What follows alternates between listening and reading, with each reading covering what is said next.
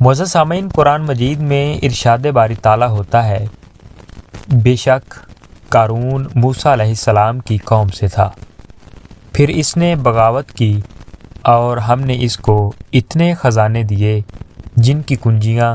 ایک طاقتور جماعت پر بھاری تھی۔ جب اس سے اس کی قوم نے کہا، خوش فہمی میں مبتلا نہ ہو، بے شک اللہ اترانے والوں کو دوست نہیں رکھتا، اور جو مال تجھے اللہ نے دیا ہے اس سے آخرت کا گھر طلب کر اور دنیا میں اپنا حصہ نہ بھول، اور احسان کر جیسے اللہ نے تجھ پر احسان کیا، اور زمین میں فساد نہ پھیلا۔ بے شک اللہ فساد پھیلانے والوں کو دوست نہیں رکھتا۔ قارون بولا،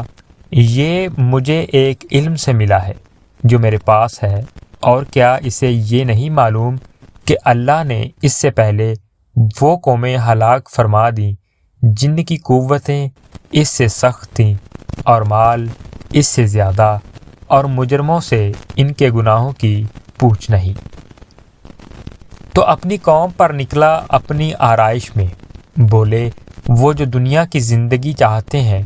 کسی طرح ہم کو بھی ایسا ملتا جیسا قارون کو ملا، بے شک اس کا بڑا نصیب ہے۔ اور بولے وہ جنہیں علم دیا گیا،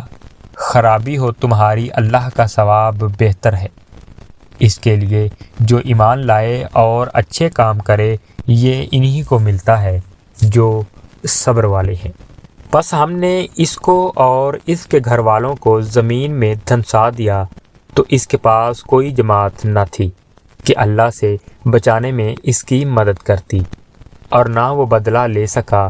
اور کل جس نے اس کے مرتبہ کی آرزو کی تھی، صبح کہنے لگے، عجیب بات ہے، اللہ رزق وسیع کرتا ہے اپنے بندوں میں